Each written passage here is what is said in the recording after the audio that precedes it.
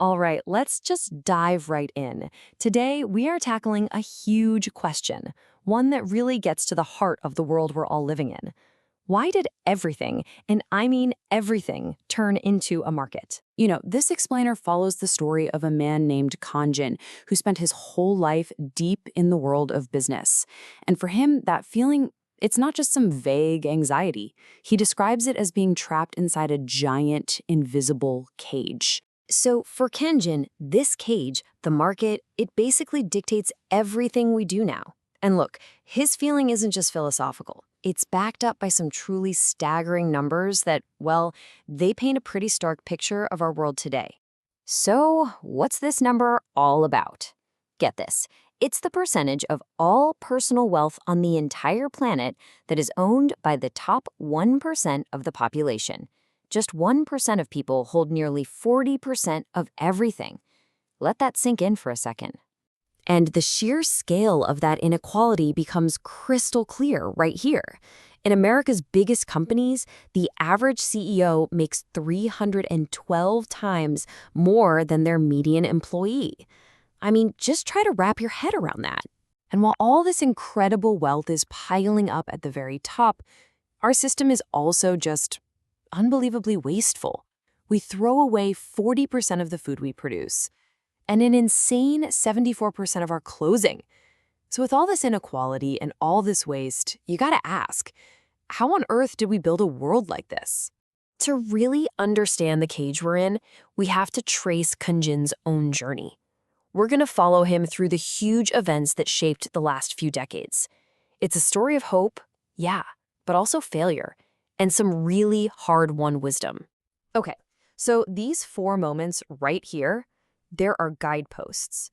Kanjin's entire life was shaped by these massive global shifts, and it all starts in 1989, a moment when it felt like a new free world was finally dawning. So after the Berlin Wall came down, 2 totally different ideas about the market started to take shape.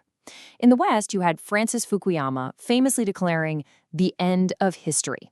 The idea was simple. Free markets and democracy had won, period. But over in China, Deng Xiaoping was forging a totally different path, a socialist market economy. Basically, you get the markets, but you don't get the democracy. Economic freedom, but not political freedom. But a character in Kanjin's story, this wise figure they call the fox, he offers a much sharper take. He argues this moment of so-called victory, it wasn't an ending at all. No, it was the beginning of a new, much deeper kind of division in the world. And it was right in the middle of all this that Kanjin gets his first major test. He's sent to Hong Kong to rebuild a failing factory. And Hong Kong at the time was this pure capitalist experiment. We're talking low taxes, free trade, almost no social safety net, and no voting rights. So Kanjin shows up with this super confident 3-year plan, restructure, stabilize, turn a profit. Easy, right? Well, it failed. Spectacularly. And why? He admits it himself. It was pure arrogance. He didn't have what he calls sailing technique, the actual skill you need to navigate the messy, real-world turbulence of the market, not just the pretty charts in a boardroom. Now, while Kanjin was learning these lessons the hard way, the entire world was getting rocked by these massive shocks. 9/11 exposed this deep, simmering hatred for American wealth and power. And then, just 7 years later, the Lehman shock showed that the whole global financial system was basically a house of cards. These huge global crises, they kind of mirrored Kanjin's own life. He tried to start an investment business, driven by that same old arrogance from his Hong Kong days, and it failed, again. But then, right in the middle of the Lehman collapse, he got sent to Italy. And there, in the chaos of a crisis, he learned a completely different lesson about how to lead.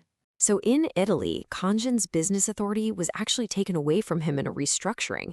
He couldn't rule from the top down anymore. He had no choice but to trust and empower his local Italian team.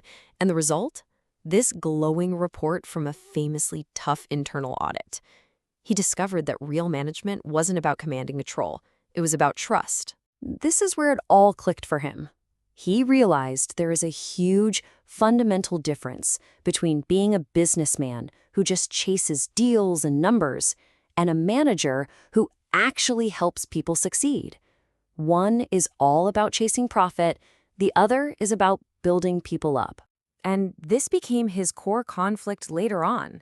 He saw businessmen who ruled by fear, who were just obsessed with winning at all costs, but they weren't actually managing anyone.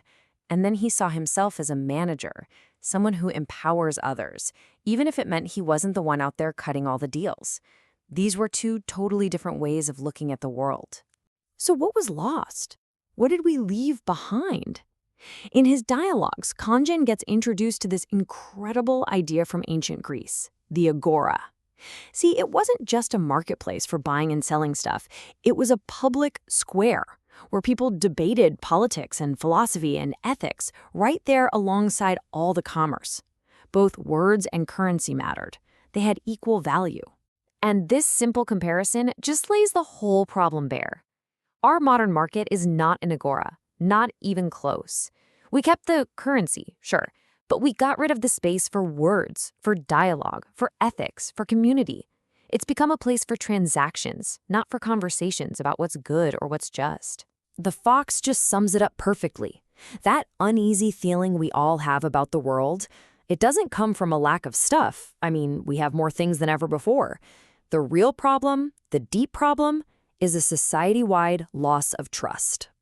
And this right here, this is the heart of Kanjin's whole argument. After the Cold War ended, we made a gigantic mistake. We were so excited that market economics had won that we started to believe that the freedom to compete was human freedom. We confused the two. But as the Fox points out, you can't buy freedom.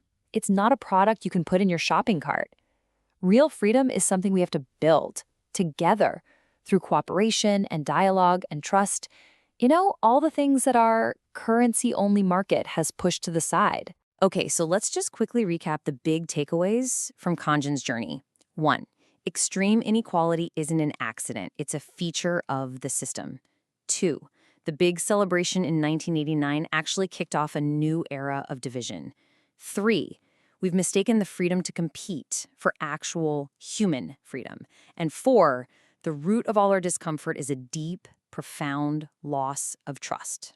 In the end, Kanjin's journey showed him that his first question, why the world became so marketized, it just led him to a second, even more fundamental one.